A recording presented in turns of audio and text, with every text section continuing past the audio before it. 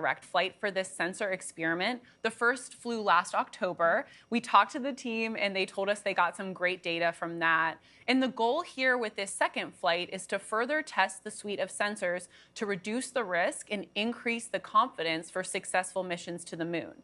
The payload is flying again mounted to the exterior of the New Shepard booster, so the payload is fully exposed to that space environment. Let's take a closer look at how this sensor suite works.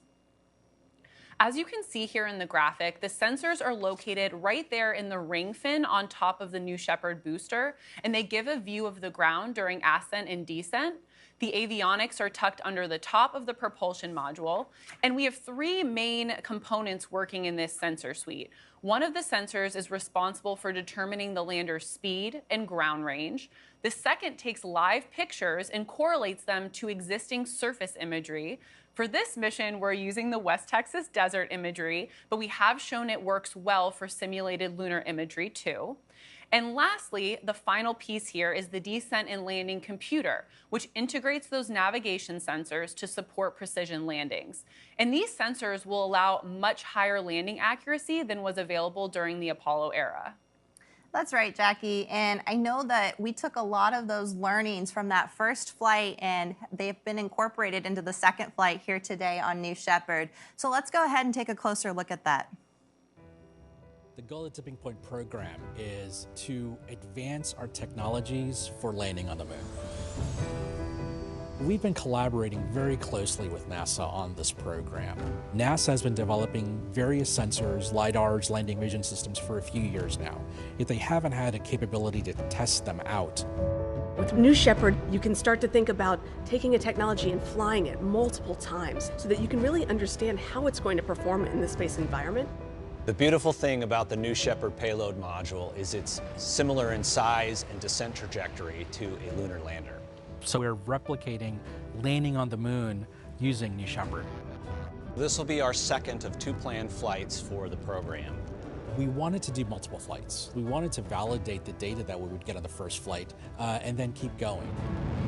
In the first flight, we were able to confirm the ability for the sensors to survive shock, random vibration, pressure, and thermal gradients. We were able to confirm the algorithms were working correctly. And lastly, we learned critical information about the LiDAR sensors. And both the Blue team and the NASA partners collaborated together to evaluate the valuable data that we got.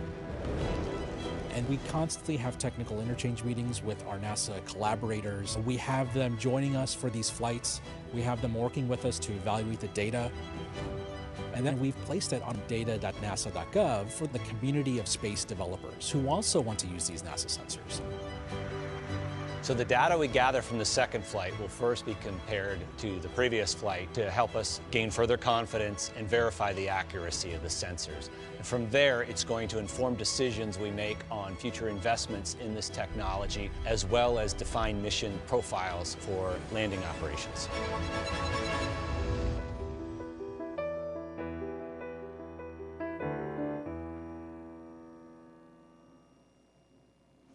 NASA is such an important partner for Blue Origin, and we really look forward to continuing our work together.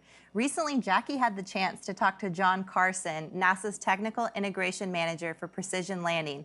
They discussed the experiment and ways Blue Origin and NASA have been collaborating on this. So excited to be here today with Dr. John Carson from NASA's Space Technology Mission Directorate. John, thank you so much. We're really excited to hear from you. Can you tell me a little bit about what the team learned on the first flight on New Shepard? Hopefully you guys got some great data from that. Yeah, we got a really phenomenal data. I'll just speak kind of in general. So it's part of an iterative cycle in technology development. So the first flight was a part of that cycle. We went and tested a capability that has been in development for a long time. We learned a lot about how some of the sensors performed in the environments that were provided by New Shepard, the dynamic and the other environmental environments. We learned how they operated together within the integrated splice system. We took all that information back, made tweaks to not only the software, but also to some of the sensing hardware to help it be more robust or resilient during the flight campaign that we'll embark on in the second flight. So it's been very valuable data, and We actually posted some of the data on data.nasa.gov for broader, availability to the community, and we got great independent assessments of that data and great feedback that the team is looking at as well. So we got phenomenal data from the first flight, and we're learning from it, and we've improved things as we embark on the second flight. It seems like sort of these reusable suborbital capabilities and the development of them has been really useful for specifically testing these kind of technologies here on Earth before they're used in space. Yeah, they're actually a game changer. Before suborbital testing capabilities were available to the community, the first time we did the types of integrated system level descent and landing testing was on the actual mission, entry, descent, and landing, which you can just imagine that those can be billion-dollar class missions that have risky entry, descent, and landing. So the advent of suborbital vehicles enables us to combine systems together and go and test them in relevant conditions and ultimately retire the risk as we mature the technologies that are going to be infused into spaceflight. We love Tipping Point and love working with STMD. I think the public-private partnerships there have just really carried critical technologies like these so much farther. Yeah, the public-private partnership that's brought on through Tipping Point and other mechanisms has been great for the NASA technology advancement as well, because we can integrate it as part of our overall technology development and infusion strategy. So it becomes a key part of how we're trying to mature capabilities for exploration. Well, we're so honored to be flying this critical technology again. So excited to be working with you and the team again. John, thank you so much for being with us today. Really looking forward to this flight. Absolutely. It was my pleasure. I had so much fun talking with John, and I loved hearing about the great data and lessons learned they got from that first launch that they're applying here. And I know they're going to get even better data today because of that iterative process. So really excited. With that, we're coming up on just under T-minus 15 minutes until launch here. So Kaya, let's talk about what else is flying today. Jackie, I know you love this program name, so we have the Oscar payload flying today, again, actually on New Shepherd, and it's an experiment led by researcher Annie Meyer. It was funded by the NASA Flight Opportunities Program, and the experiment is further proving out how to transform common spaceflight waste products into useful resources like water and propellant. So here's a closer look. On a one-year mission, a crew of 4 would produce around 2,500 kilograms of trash. I'm Annie Meyer, and I'm turning trash into usable resources. So we're taking that trash and converting it into gases that we can use for either venting off a spacecraft or using it for fuels. So I'm standing in front of what's called Oscar. It not only produces these gases, but it's reducing the trash volume. No one likes to sit in a room surrounded by their trash, and neither do astronauts. And so the things we're studying for converting trash into gases has to be safe for the crew, and therefore safe for use on the planet. My grandfather was actually a sanitation worker in the Bronx, and so growing up I was very aware of trash all around us, and I was always curious, how can we reduce our waste or convert it? But I really try to take it home with me and do everything from composting, trying to live as zero waste as you can, show others that if I can do this, you can do it too. Oscar is some really useful science, and I admit I do love the name. I actually got to see the first flight of Oscar down in West Texas back in December 2019. Really excited they're back today. Also on board, we have Iron Soil, which aims to understand how space impacts the composition of soil to inform future agricultural products. It's just another amazing example of how the science we're flying to space today directly impacts and benefits life here on Earth. Yeah, I mean, taken together, today's payloads really seem to hint at what a future of living and working in space could one day look like. So best of luck to everyone. A huge thank you to our Blue Origin team who's been working hard preparing New Shepherd for her flight today. Yes, thank you Team Blue, thank you NASA, and thank you to all of our customers for flying such important and relevant science on New Shepherd today. And while we're on the topic of payloads, we wanted to tell you about a new competition called the NASA TechRise Student Challenge. It's now accepting submissions from 6th through 12th grade educators and students to design, build, and ultimately launch experiments on suborbital rockets or high-altitude balloons. Winners of this competition will receive $1,500 each to build their experiment, and they'll also receive an assigned spot to test it out on a NASA-sponsored suborbital flight. Blue Origin is, of course, proud and honored to be one of these flight providers, and we hope all the students and educators watching today will apply. Please do. You can do so by going to visit futureengineers.org/NASA TechRise. Yes, please do apply, and please help spread the word about this inspiring initiative to all students and educators in your world. This is directly helping students gain firsthand experience with the design and testing process utilized by many NASA researchers flying payloads on board New Shepherd today. That's right, and inspiring the next generation of our space workforce, really hard to think of a more worthwhile cause there. And at this point, we're just under T-minus 11 minutes until launch here. Let's turn our attention to Launch Site 1, which is home to all 16 of our previous New Shepard launches, with today being number 17. Launch Site 1 has really evolved into much more than just a launch site. It's an important testbed for our lunar program as well. That's right. I mean, there's been several really interesting activities happening down at West Texas that are all about the moon. In addition to today's lunar landing experiment from NASA, we've also developed a lunar field to test hazard sensors hosted on platforms such as helicopters or drones. And it was originally developed with NASA JPL to test the hazard LiDAR and is now available for any kind of hazard sensor testing at Blue Origin. You can take a look below. I mean, it really looks like the surface of the moon. You've got craters and rocks and hills and divots all over the surface there. And if you've been down to West Texas, that dirt really feels like moon dust, what we call lunar regolith. So it's a great testing field. We really look forward to having that LiDAR testing down there and all the learnings that come out of this hazard field in the future. I have to tell you, we need to see if we can get some moon buggies and be allowed to go out and drive around the lunar hazard field. We'll ask the engineers if that's an option. It's very cool to be bringing the moon down to Earth in West Texas. And turning back to today's flight is one of my favorite payloads ever to fly on New Shepard, and it's actually the one flying on top of the crew capsule, right on the main parachute covers. It's a work of art commissioned by Uplift Aerospace for its Uplift Art program. The program's purpose is to inspire new ideas and generate dialogue by making space feel more accessible and connected directly to the human experience. Okay, I love this story. The series of 3 portraits is painted by a world-renowned artist from Ghana, Amawako Bawafo. They depict the artist, his friend's mother, and the artist's own mother. So big shout out. I know we have a lot of students in Ghana watching right now. Hello to Ghana and all the students. We look forward to what the future holds for you here in space. But Amawako told us a really special story that a mother's love comes from a place that is out of this world.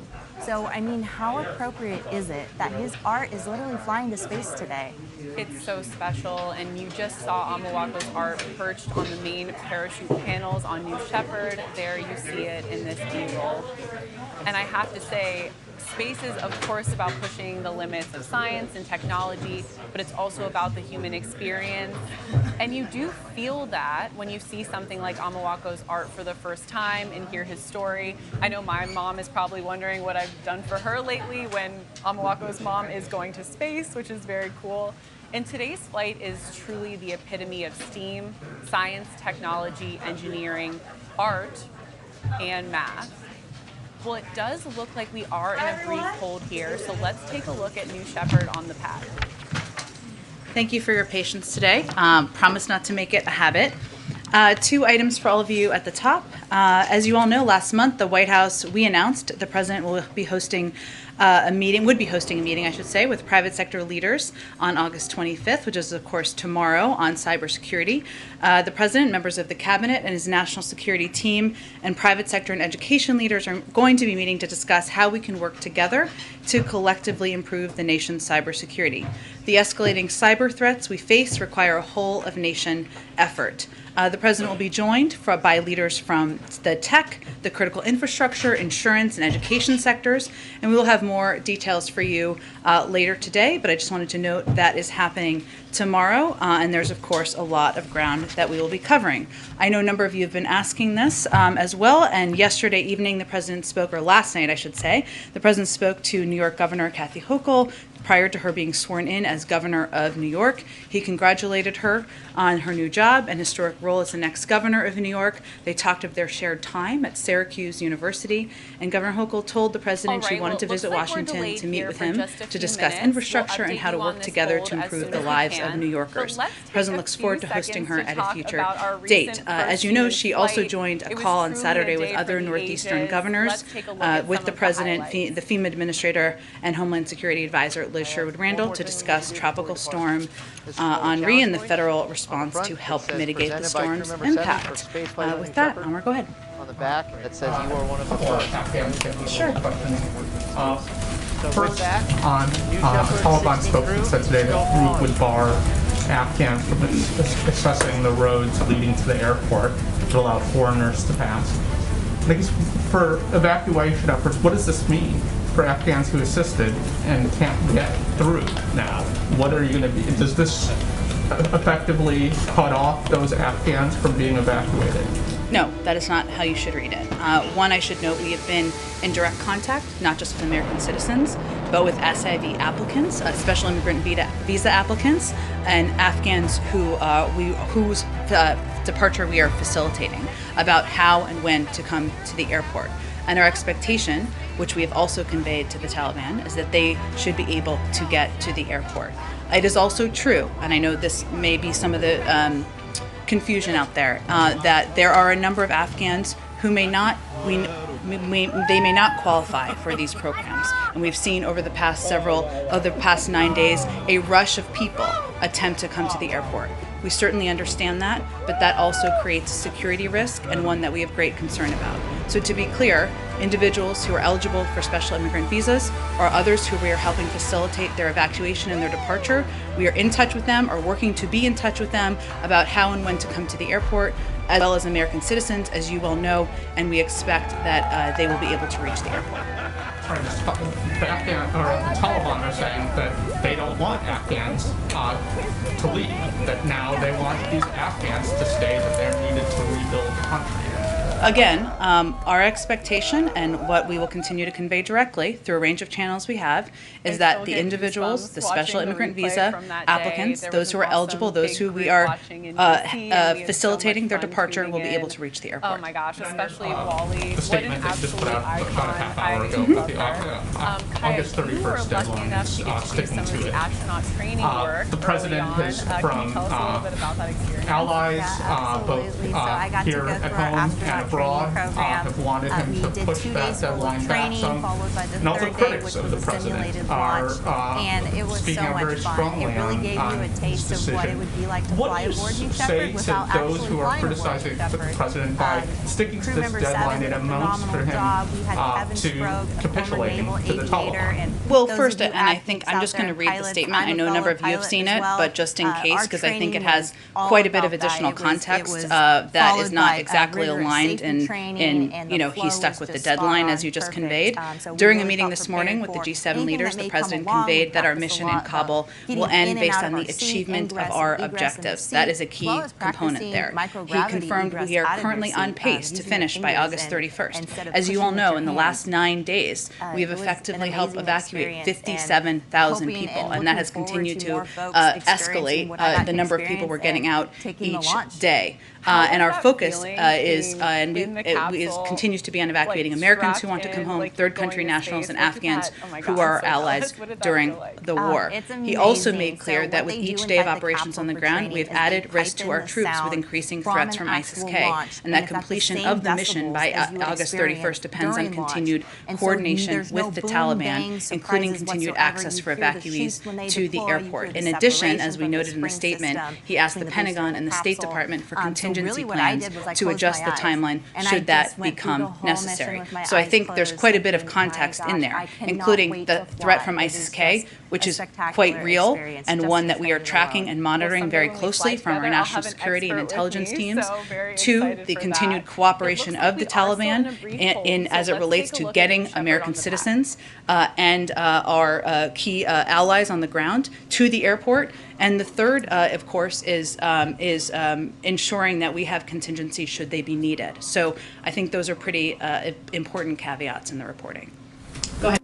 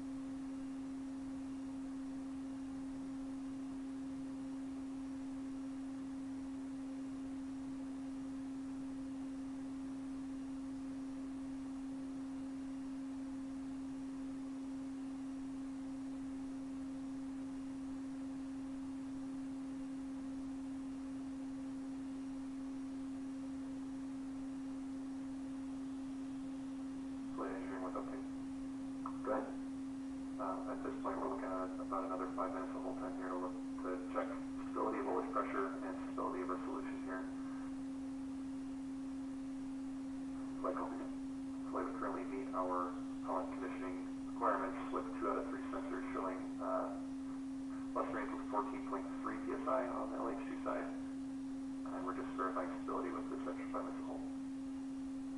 Flight code is inconclusive.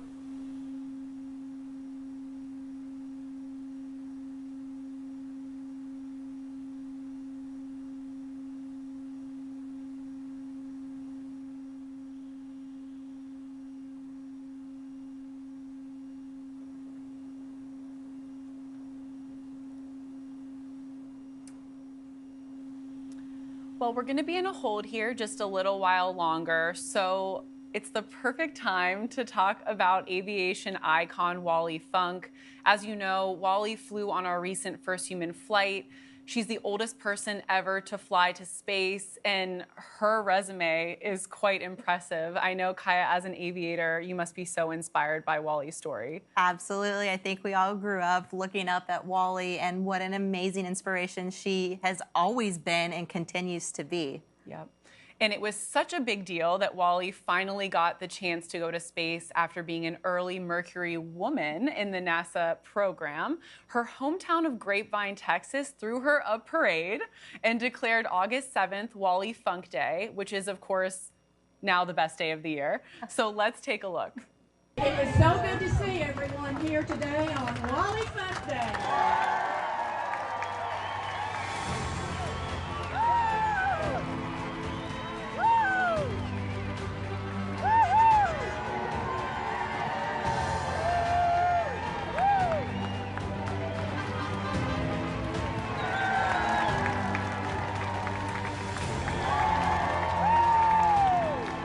behalf of Jeff, on behalf of Blue, thank you for being part of our family and our first astronaut. This was the most fabulous thing of my life, was going up with Blue Origin.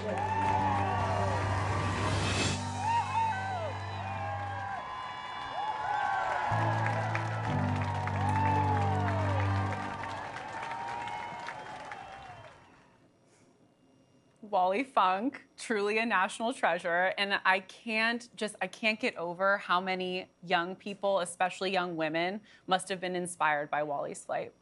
Yeah, I mean, who doesn't love Wally? She's the greatest.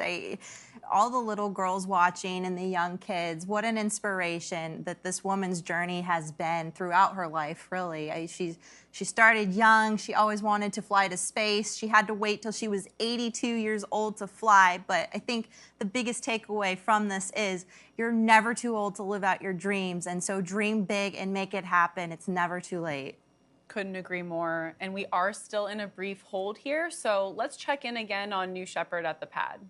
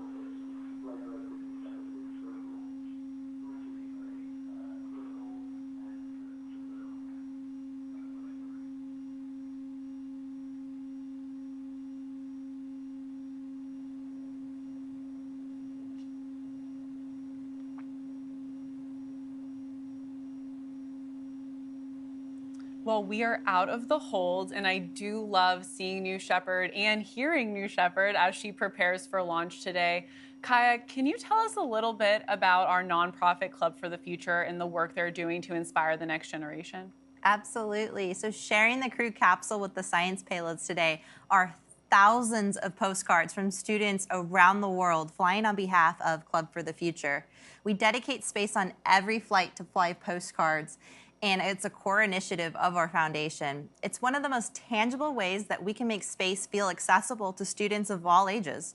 That's right, and some of the postcards flying today actually came from students in our very own backyard in Van Horn, Texas. Club for the Future recently partnered with Van Horn to build the first ever postcard mailbox to space. The Postbox to Space is the world's very first mailbox that will take letters from the Earth, send them to space, and then return them to the senders.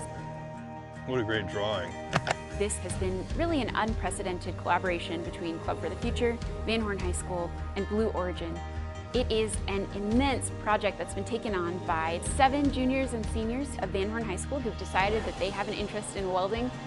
They have worked very hard from design all the way up through manufacturing. Well, we first started off with the cardboard template. After a few weeks of planning and designing, we eventually got into the shop, started welding together the base. We took the rocket kind of design, put some legs on it, and we're gonna make them look like fins. We've had a huge number of Blue employees who've cycled through here to help us out in really substantial ways. It would not have been possible without the support of a large number of Blue Origin folks. It is really great what Club for the Future is doing, that they're even giving us this opportunity to do things like this, coming every week and providing supplies, paint, metal. I learned how to use a torch, I learned how to weld better. I learned a little bit more about the process in designing and mocking up a prototype. I truly hope that the students fully recognize how substantial their postbox is going to be as a landmark in Van Horn. I'd like to invite the students to be the very first to use our postbox. Woohoo! And hopefully will be an inspiration to all of the students who come through the school.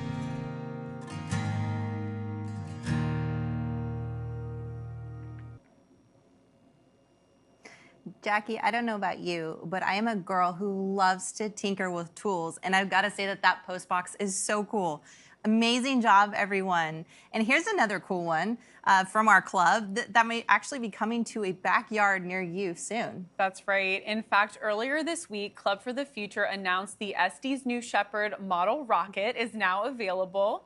Here are some of our engineers down at Launch Site 1 testing it out and clearly having a great time doing that. Not sure we'd be able to do that on the National Mall, but we'll find out. The model has been designed and manufactured by SD's rockets, and just like the real New Shepherd, it's fully reusable and follows a similar flight profile to what you'll see here today.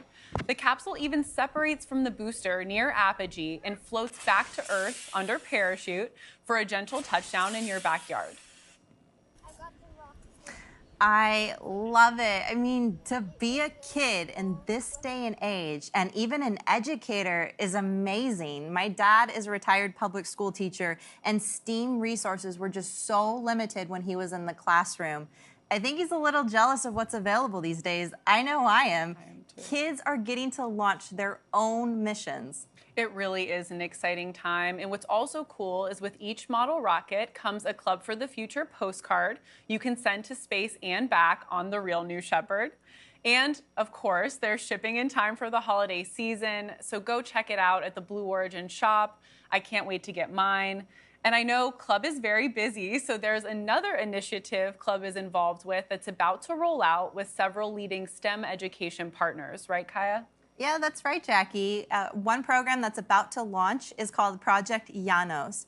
Thanks to a one-year grant from the NASA Office of STEM Education, the Project Janos team, including the Aldrin Family Foundation, Explorer at Large, Public Consulting Group, the University of Kansas, and our own Club for the Future, have been working together to create a series of immersive classroom-based experiences for 5th through 8th graders to become explorers of space themselves. Yes, and if Club isn't already doing enough, I have to mention that the team is also starting to work with each of the 19 nonprofits that were recently selected to receive $1 million grants from Club to expand their STEM programs, create new ones, all for the mission of inspiring that next generation to invent the future of life in space. Keep an eye on this and all of the initiatives from Club. The minutes are ticking down here to New Shepard's 17th flight. Kaya, can you take us through today's flight profile? Let's do it.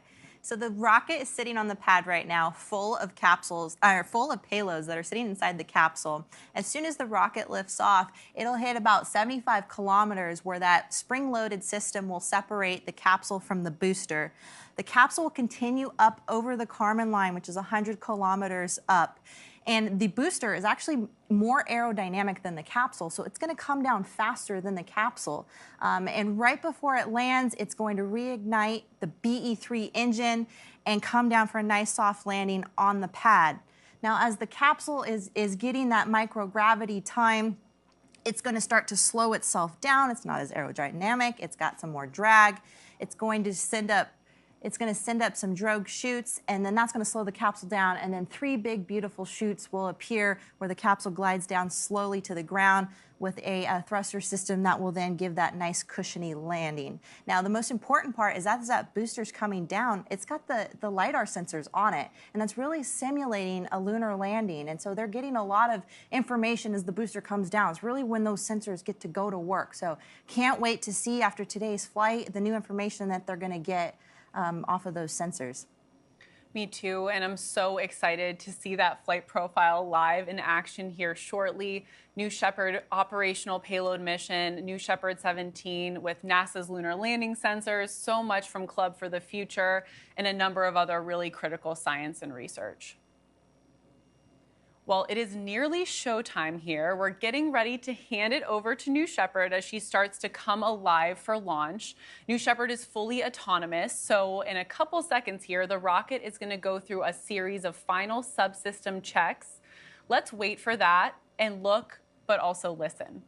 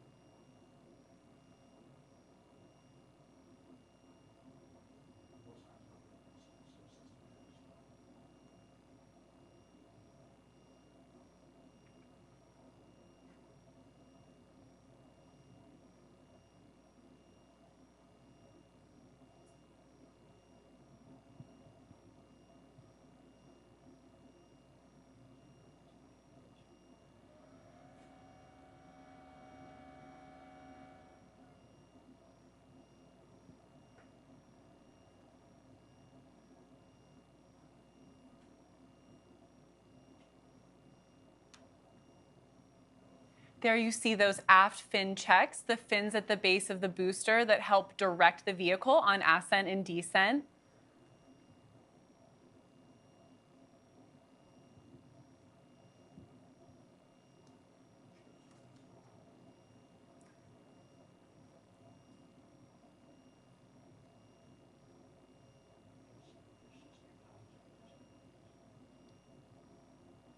We have just entered a brief hold.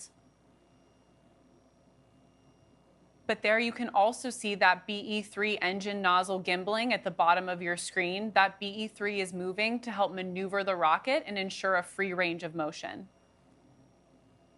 At this point, we're also pressurizing our tanks, so we're keeping an eye on pressure and temperature in those propellant tanks. Both will, of course, need to stay in the green zone for today's mission.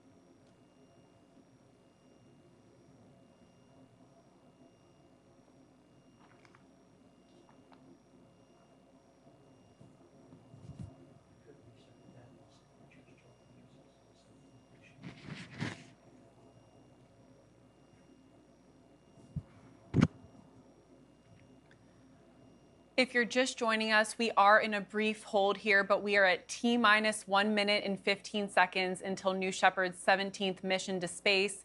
I love looking through those windows and seeing all the science and research inside.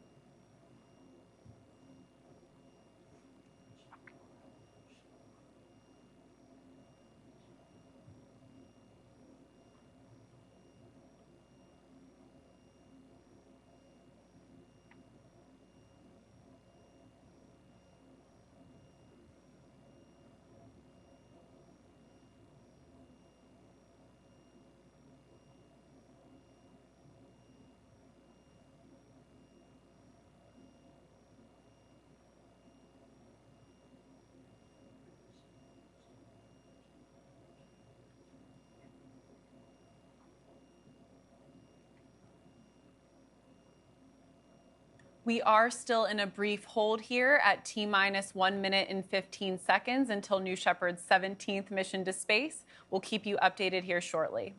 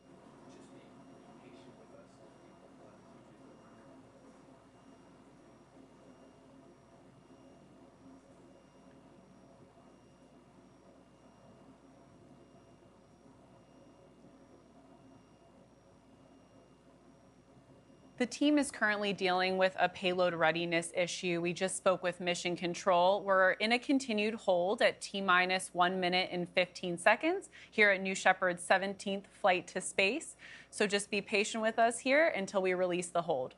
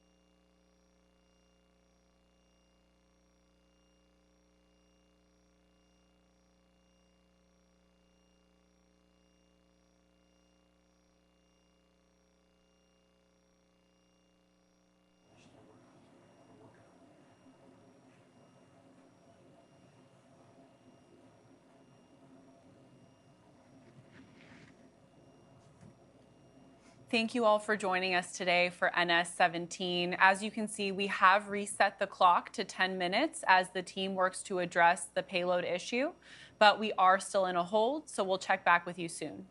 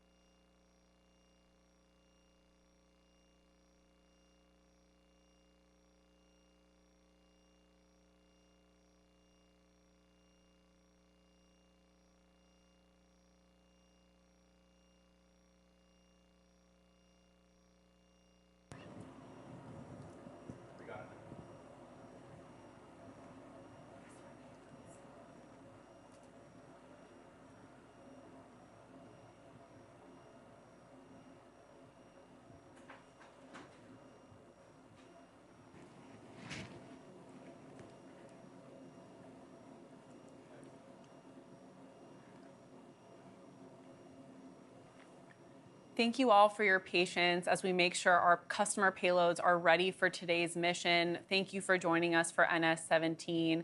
This hold should end shortly.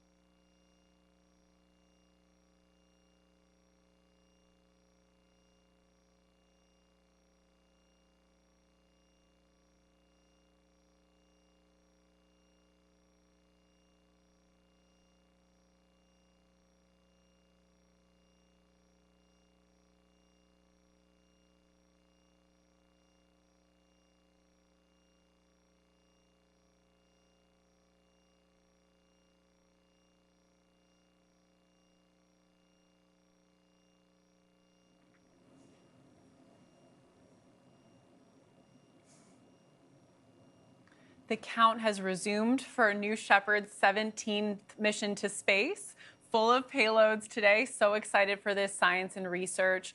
While the clock continues, let's talk about the main priority on every New Shepard mission, be it payloads or people, and that's safety.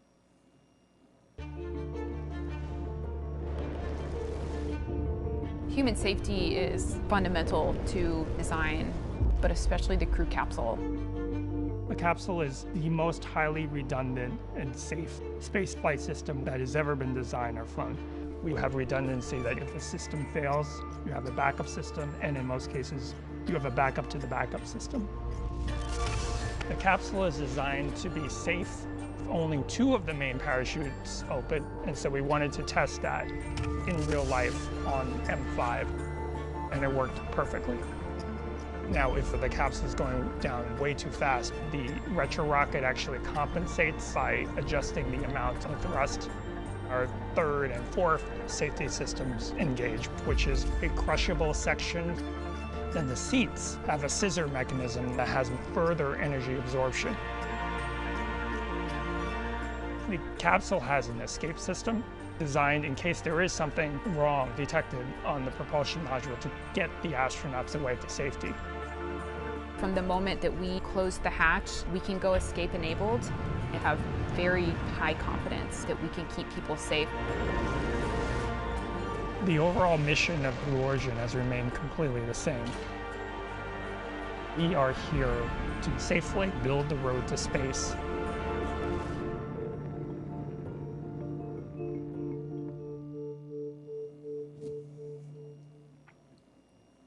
We're at just under T-minus 8 minutes here for New Shepard's 17th mission. We just saw that great video on the importance of safety. Kaya, I know as a pilot, safety is your #1 priority in the plane. So can you tell us a little bit about that from your experience? Sure. I mean, with New Shepard, it really comes down to the design, and so much redundancy has been built into New Shepard. She's a fully autonomous vehicle, so folks like me, we don't have to fly the rocket, which is really nice. But it's all about the autonomy and the redundancy. And as Gary Lay mentioned in the video, he said there's a backup to the backup. And that's really what redundancy is all about. The safety methods that were built in, if something fails, there's a backup system that would kick in, and sometimes a backup to the backup to the backup, which is a great design. And it's a autonomous design, and it's a safe design, and that's kind of what puts all my confidence. If I'm not flying a vehicle, I at least want to know that there's redundancy built in and it's a safe vehicle, so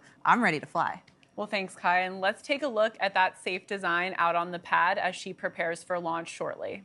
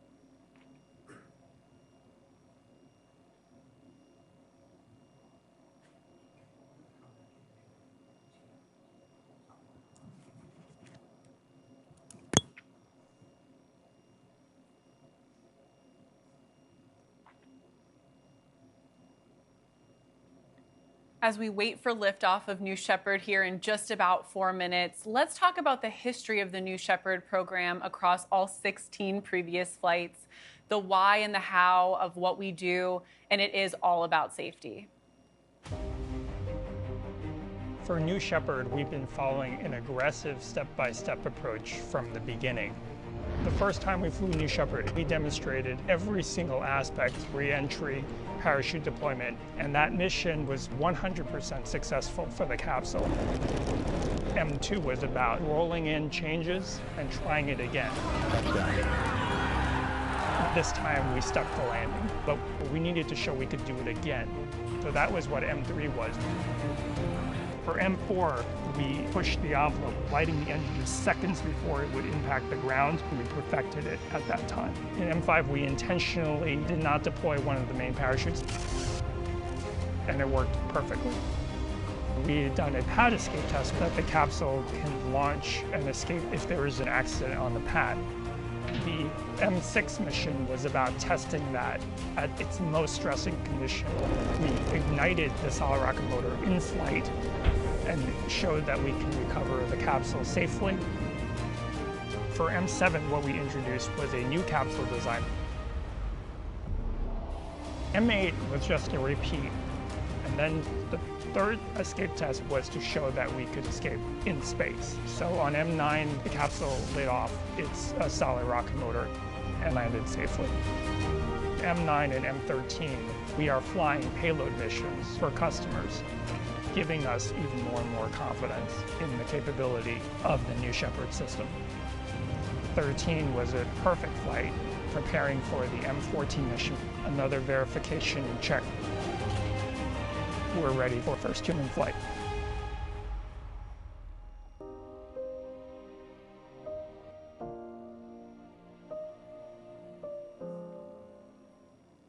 Love revisiting New Shepard's really impressive flight history. Also love seeing Mannequin Skywalker in there for a couple missions.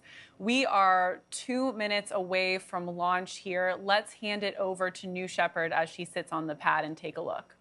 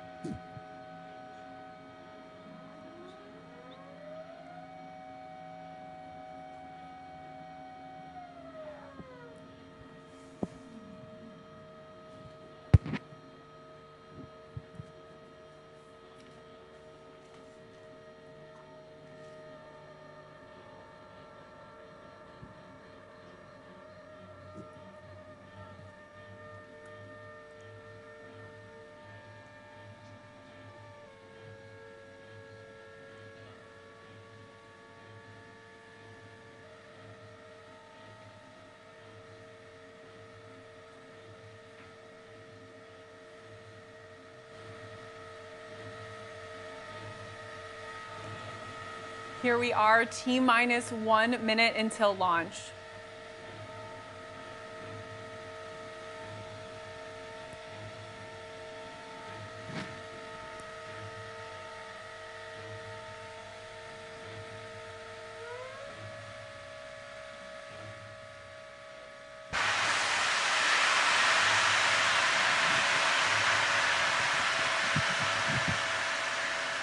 And here we are at launch. It's finally time. Let's hand it over to Mission Control.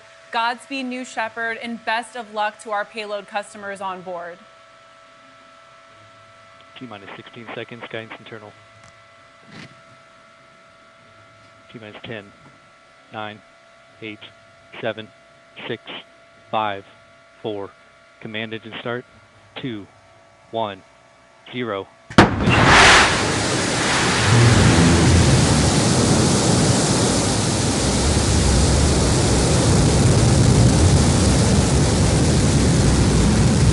Liftoff from West Texas.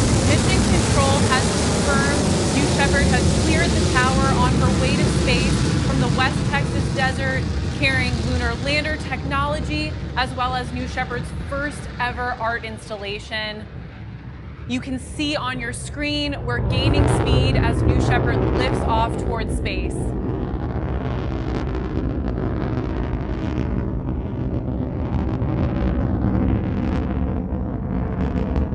In about 10 seconds here, we'll be coming up on max Q, which is the toughest point of flight for the vehicle itself.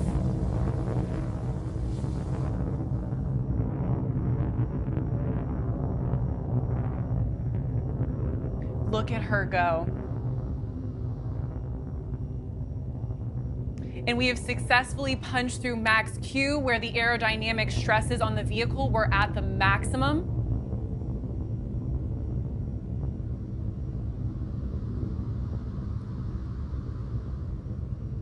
Such a beautiful, clean burn on that BE-3 engine, and you see the West Texas desert disappearing away.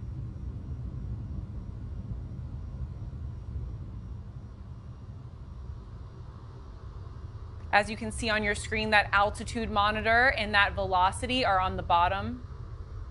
She is really picking up speed on her way to space.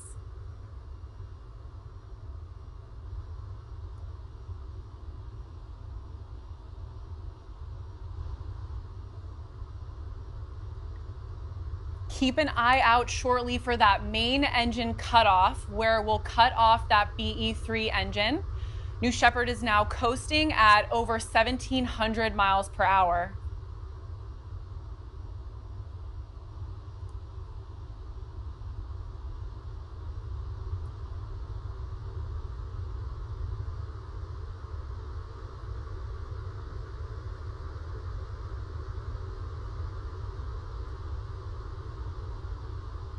And there we have it, main engine cutoff.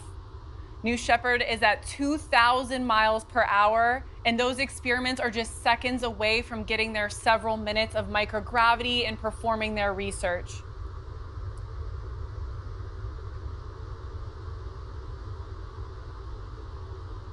There is that 0G indicator on the screen.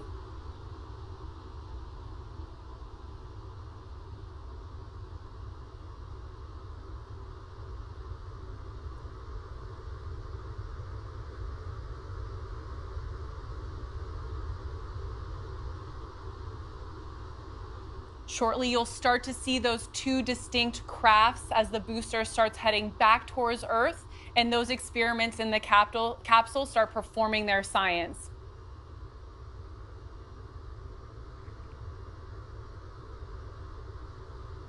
At this point in flight, if there were humans flying in that capsule, they'd be getting up out of their seats, floating around. I know I can't wait for that, and Kaya definitely can't wait for that.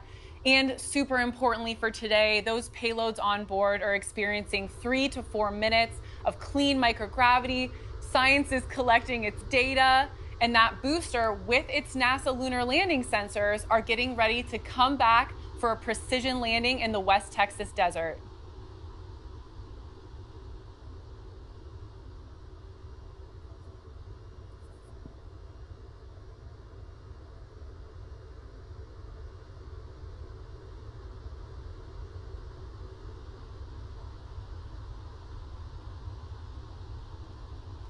Well, we just received confirmation of apogee for the crew capsule. That apogee is over that Kármán line, the internationally recognized line of space, and that's the highest point the crew capsule will travel today. You can now see that booster is headed back from space for the 8th time, and those lunar landing sensors are really going to work at this point as the booster makes its way back to the pad for a precise landing in West Texas.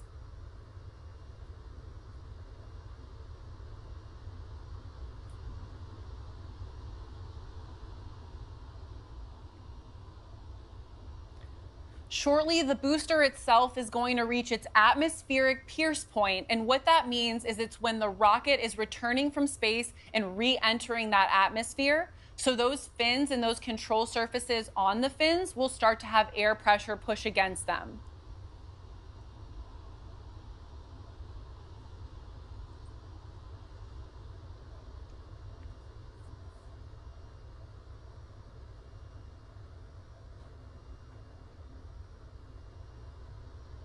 Those wedge and ring fins are really going to work here, really important parts of the new Shephard design as that booster makes its way back to the landing pad, which is just 2 miles north of where that vehicle took off. You can see those two beautiful, distinct crafts in the middle of your screen.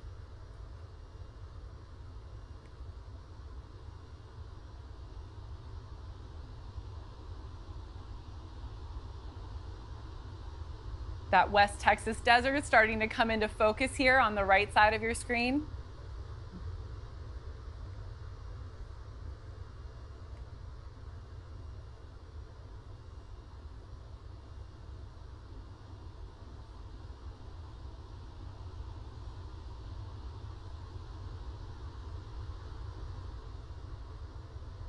Those drag brakes will be deploying shortly. As we discussed, the booster will be reaching its maximum re-entry velocity soon, which is just under Mach 4.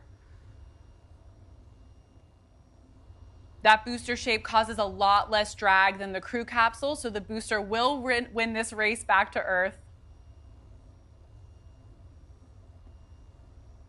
There go those drag brakes. This is a critical step in slowing the booster down on its approach. You see this velocity decreasing quite rapidly on the left side of your screen. Those in West Texas are now hearing that sonic boom. New Shephard is on approach. That BE3 engine relay confirmed. Landing gear deployed. That beautiful hover.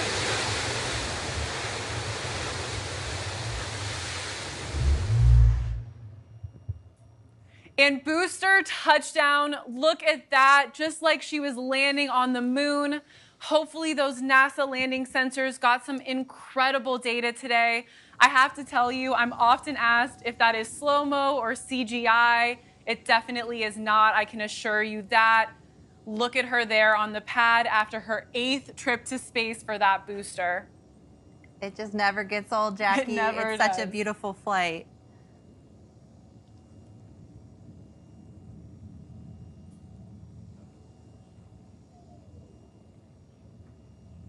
We have reacquired the crew capsule there in the middle of your screen. Shortly, those initial drogue parachutes will deploy, which slow down the capsule on its return. So excited to see those experiments in there on their way back. There go the drogues. That capsule speed will slow, and the main parachutes will follow shortly here.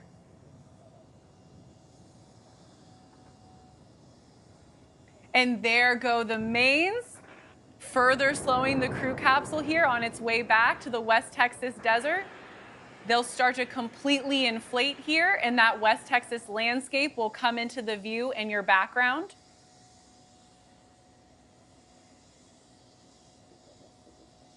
You can see how substantially that velocity of the capsule has slowed at this point.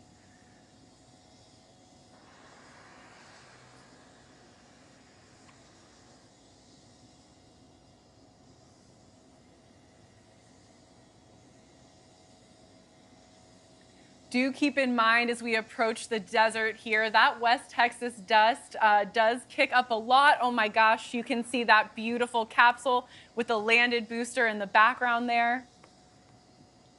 Our retro thrust system in the base of the crew capsule will kick up a tremendous amount of dust as it fires for that nice soft landing. Rest assured, the payloads will enjoy quite a soft touchdown in just a few seconds here.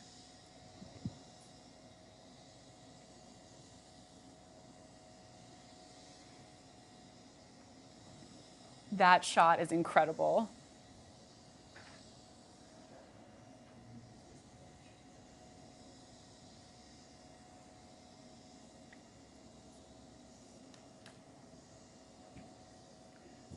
"200 feet from the surface.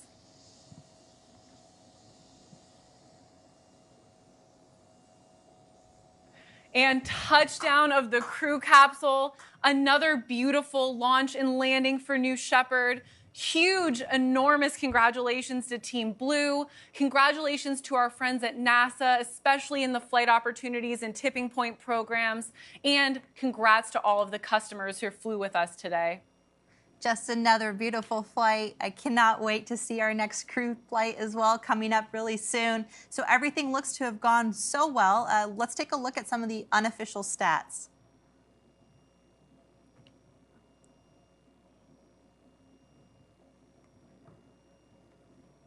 And those stats are still coming in, so bear with us just a minute.